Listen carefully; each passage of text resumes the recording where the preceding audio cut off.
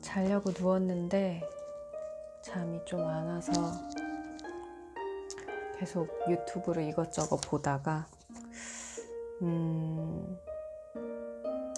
그냥 톨스토이 단편선을 한번 읽어보면 어떨까 싶어서 책을 꺼냈습니다.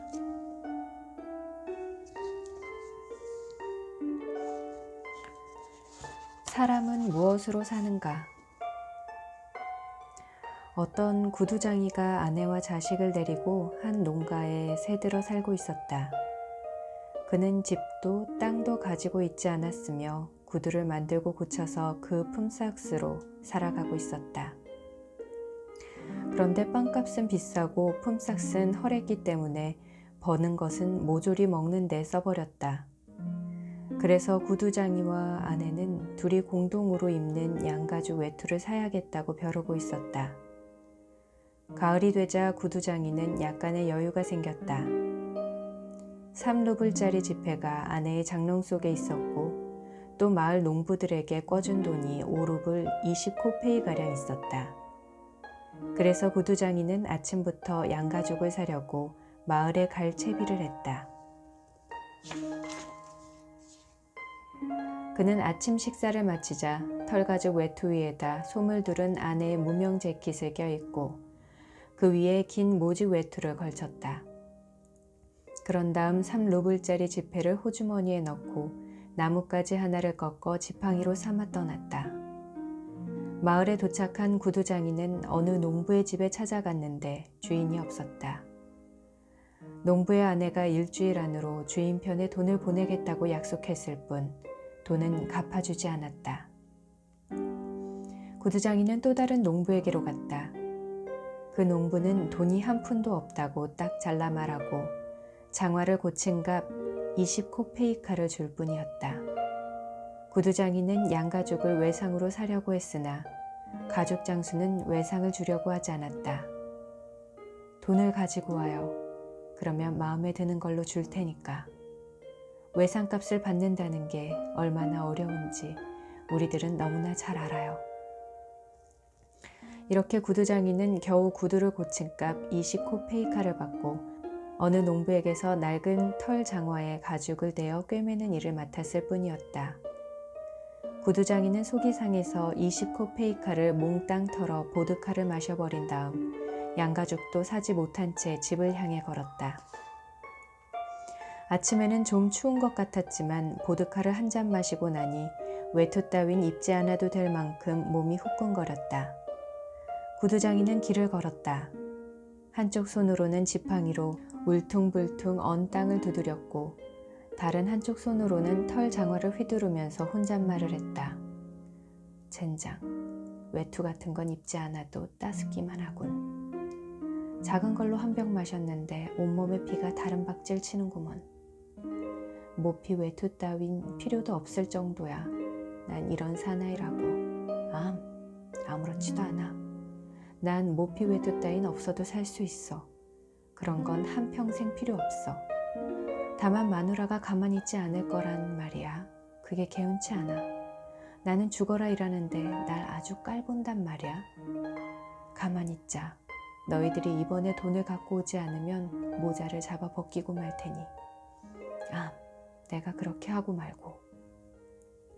정말 이건 도대체 어떻게 된 거야? 20코페이카씩 찔끔찔끔 주다니. 20코페이카로 대체 뭘 한단 말인가? 술이나 마실 수밖에 없자는가 말이야. 너희들은 곤란하다고 말들 하면서 나는 곤란하지 않은 줄 아나? 너희는 집도 있고 소도 있고 말도 있지만 나는 알몸뚱이 뿐이다. 너희들이 만든 빵을 먹고 있지만 나는 사서 먹는다고. 아무리 몸부림을 쳐봐야 일주일에 빵값 3루블은 치러야 돼. 집에 돌아가면 빵도 없을 테니 또 1루블 반은 내놔야 하고, 그러니까 너희들은 내 돈을 갚아줘야만 해. 이윽고 구두장이는 모퉁이의 교회 근처까지 왔다.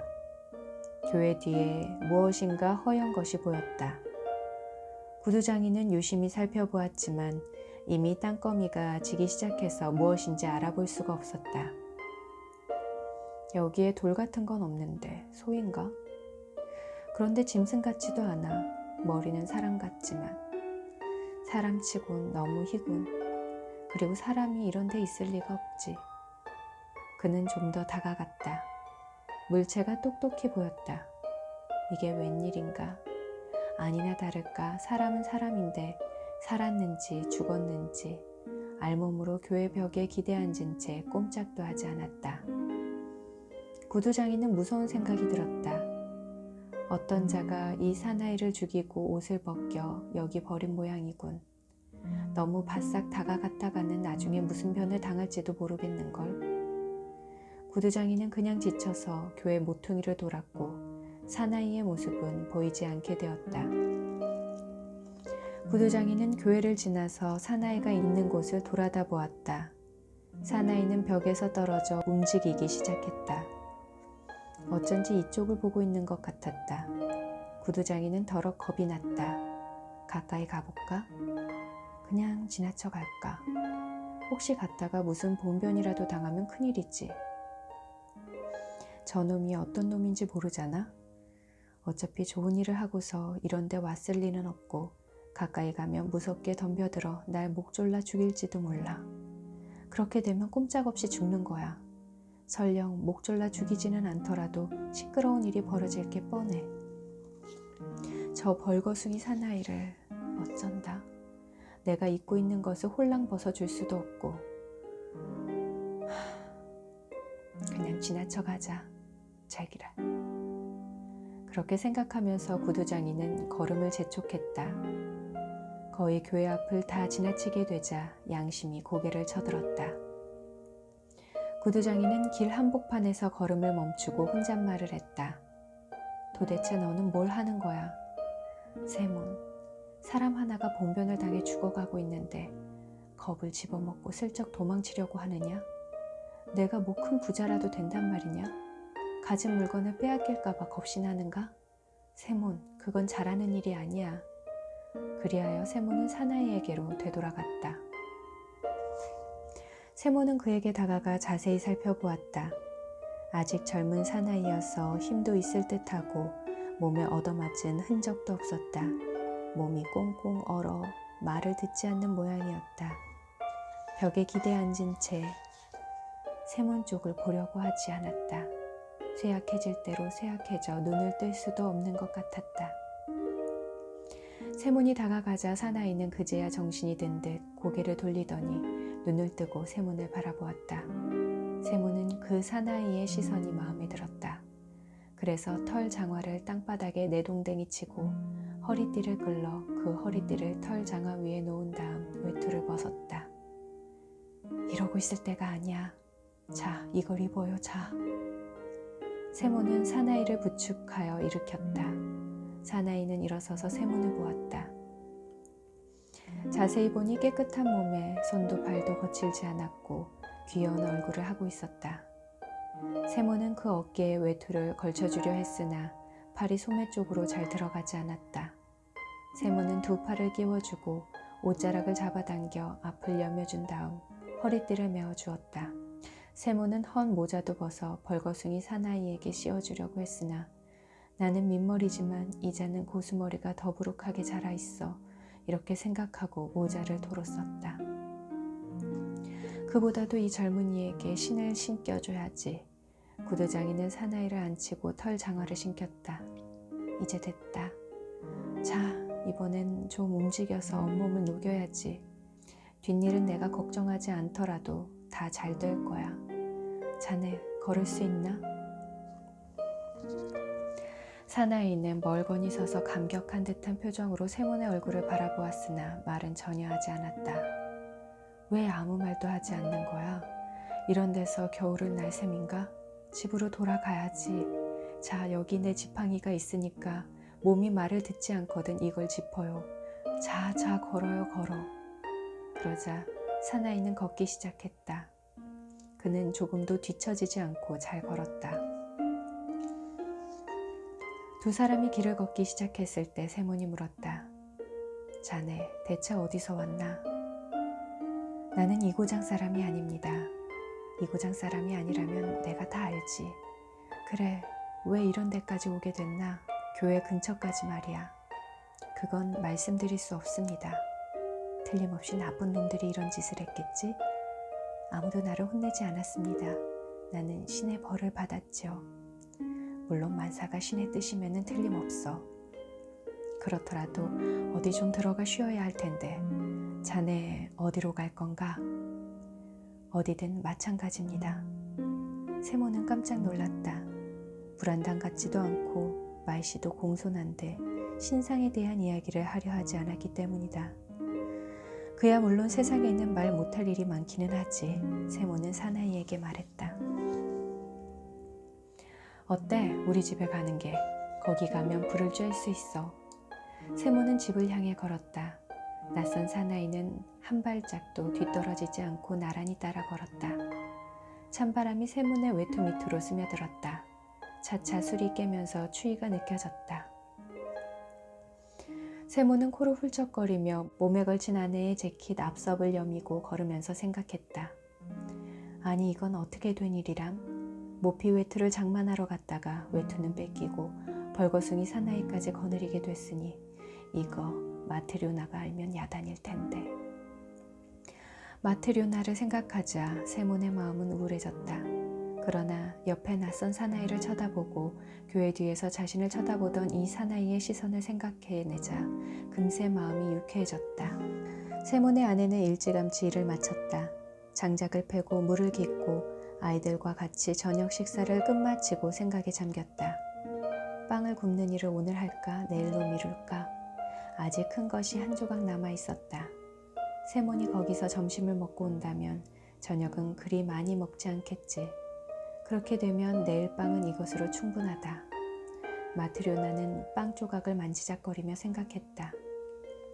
오늘은 빵을 굽지 말아야겠다. 밀가루도 얼마 남지 않았으니 이걸 금요일까지 먹도록 하자. 마트료나는 빵을 치우고 테이블 옆에 앉아 남편의 외투를 깁기 시작했다. 바느질을 하면서 마트료나는 남편이 어떤 양가죽을 사올까 줄곧 생각했다. 모피 장수에게 속지는 않았겠지? 그래도 사람이 워낙 좋으니 알 수 없어. 어린아이라도 그 일을 속여먹는 것쯤은 문제없으니 말이야. 8루블이라면 큰돈이니까 좋은 모피 외투를 만들 수 있겠지.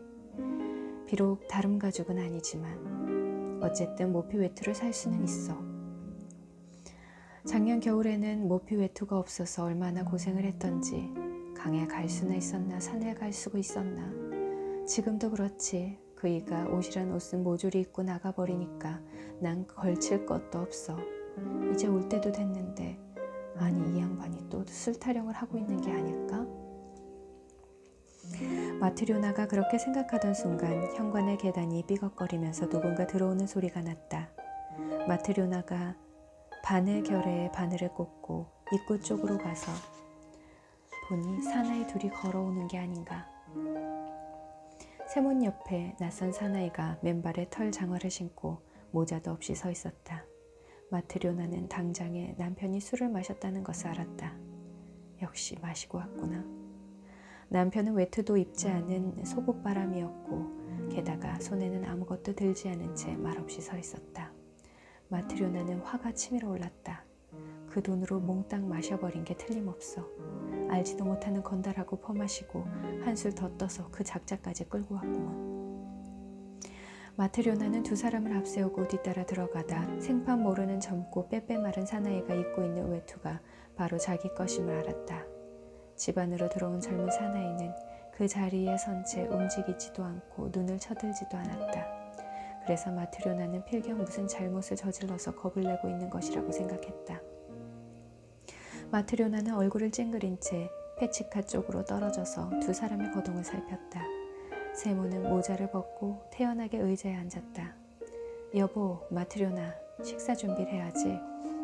마트료나는 입속으로 무엇이라고 중얼거릴 뿐 페치카 옆에 서서 움직이려고도 하지 않았다. 두 사람을 번갈아 쳐다보며 고개를 갸웃거릴 뿐이었다. 세모는 아내가 화난 것을 눈치채고 하는 수 없다는 듯이 낯선 사나이의 손을 잡았다. 자, 앉아요. 저녁을 먹어야지. 낯선 사나이는 의자에 앉았다. 그래, 아무것도 마련하지 않았어? 마트료나가 화가 나서 대답했다. 왜 안 해요? 하긴 했지만 당신을 위해서가 아니에요. 보아하니 당신은 염치마저 홀랑 마셔버린 모양이군요. 모피 외투를 마련하러 간다더니 모피 외투는커녕 외투까지 빼앗긴 데다 건달까지 데리고 오다니 당신네 같은 주정뱅이들에게 줄 저녁은 없어요. 마트료나, 까닭도 모르면서 함부로 말하면 안 돼요. 먼저 어떻게 된 일인지 물어봐야지. 그런 건 어쨌든 좋아요. 그래, 돈은 어디 있어요? 말해봐요. 세모는 외투 호주머니를 더듬어 돈을 꺼냈다. 여기 돈 있잖아. 도리포노프가 주지 않더군. 내일은 꼭 주겠다고 약속하긴 했지만. 마트료나는 더욱더 화가 치밀었다. 모피도 사오지 않고 단 하나밖에 없는 외투를 낯선 벌거숭이에게 입혀가지고 집으로 끌고 오다니.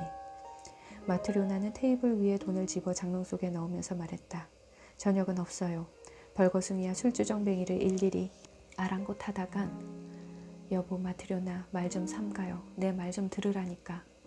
당신 같은 주정뱅이한테 내가 무슨 말을 들어야 한다는 거예요? 난 처음부터 당신 같은 술꾼하고 결혼하고 싶지 않았어요. 그런데 그만. 어머니가 주신 옷감도 당신이 술값으로 없앴죠. 모피 사러 간다더니 그것마저 다 마시고 오다니. 세모는 아내에게 자기가 마신 것은 고작 20코페이카 뿐이라는 것을 납득이 가도록 이야기하고 사나이를 데리고 온 경위도 밝히려 했으나 그녀는 어떤 말도 들으려 하지 않았다.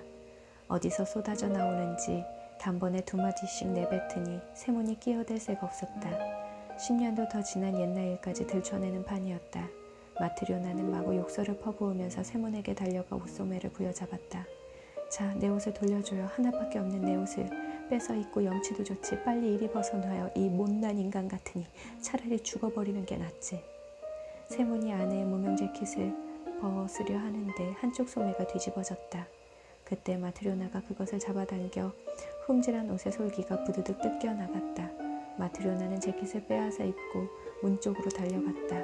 그리고는 나가버리려고 하다가 걸음을 멈췄다. 속상하긴 하지만 이 사나이가 누구인지 알아내야겠다고 생각했던 것이다.